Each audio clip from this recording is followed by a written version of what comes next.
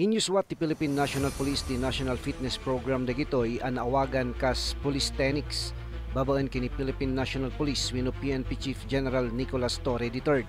Kalikagom ti naso nga programa ket tapno mapagtilenaed ti physical conditioning dagiti pulis ken paset daytoy a responsibilidad da ngagbalin nga physically fit tapno maaramid da gusto ti pagrebengan da kas pan nakabagi ti linteg. Ti Police Tenix ket may sayangkat itentero nga pagilian ken maipasidong amin nga police personnel manipod kadagiti police commissioned officers agingga iti non-commissioned police officers no sa dino kasapulan nga ag-ehersisyo dagitoy tunggal Martes ken Huwebes. May sapay dagiti awagas tapno maitalo ti healthy lifestyle kadagiti police amang itunda iti napintas a physical ken mental a kasasaad. Manipod na iswat ti National Fitness Program ti Philippine National Police idi napalabas nga bulan naingat na ito nga ipatpatungpal ti Police Regional Office sa Cordillera. As to the conduct of PROCAR PFT, mayatmat iti kasi this is a regular activity kasi of the PNP, so previously we've been conducting this. Kaya dito naman sa atin wala naman tayong nakikitang problema at compliant naman tayo dito sa PROCAR. Alam naman natin na medyo physical yung mga activities natin dito sa PROCAR. Maglalakad ka kasi mountainous area tayo kaya medyo mga police natin is okay naman kung sa based on records available. Kumbaga yung mga status ng PFT natin is okay, kumbaga pasado naman. Sir, how regular did you exercise there? Ang PFT natin is conducted yung police techniques conducted Tuesday and Thursdays. Ito may additional pa nga ang command group natin na pinapapush up na rin natin yung mga pulisan natin para to level up with the requirements as the Chief PNP have mentioned na nagpupush up pa nga si Chief PNP kaya nagpapapush up na rin po tayo dito as the guidance from the command group. Sir, sino tikwa yung top yung partner yo in order nga ma-implement ito? Dapat ti private individual or may isang athlete, instructor to conduct dito exercise tayo, sir? Actually meron kami na dito, meron na tayong police na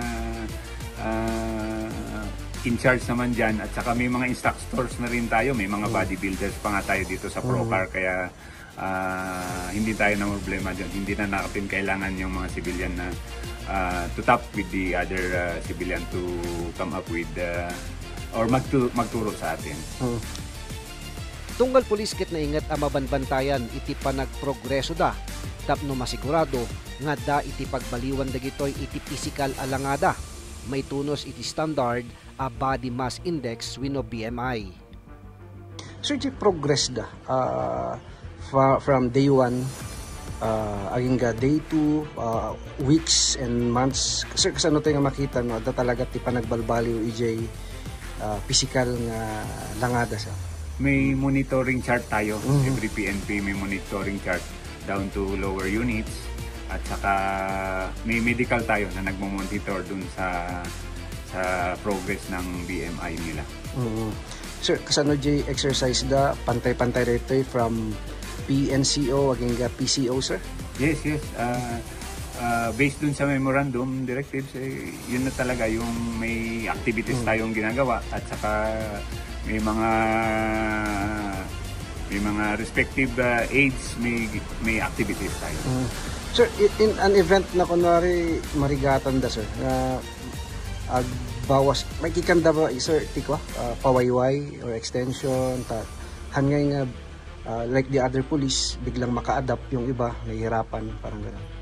So far, wala naman kaming nakitang problema doon kasi generally, compliant naman tayo as to physical fitness sa PROCAR. Okay. Sir, kumusta iti monitoring nyo? Siyempre, dito kamdang like in other provincial police offices or iti Baguio City Police Office, for example. Sir, adabamat lang iti ko. Isla nga guidance nga susurutan da with your office? Kasla kasi ba? This is actually a PNP-wide activity. So, lahat po ng units nagko-cope up with the directives from Kamkrami, and same true with the other lower units from the province and the municipal police stations. Okay. Kaya PNP-wide ito na Yes, sir. activity. So, nakikita naman natin as far as PROCAR, okay naman po yung implementation ng physical fitness natin sa mga kapulisan.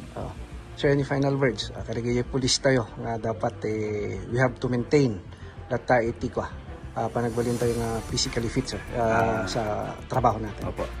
We have just to sustain our momentum at saka yung efforts natin on the physical fitness, kasi kailangan talaga ang physical fitness sa kapulisan para siyempre it entails ang policing entails physical activities, so kailangan talagang physically fit ang ating mga kapulisan. Kaya yun yung ginagawa din natin dito sa PROCAR na to maintain and to keep our policemen physically fit. Para iti sports, fun and fitness, Bombo Jordan Tablak, dahil iti Bombo Radio Philippines, the #1 and most trusted source of news and information, basta radyo, Bombo. Good morning, Philippines!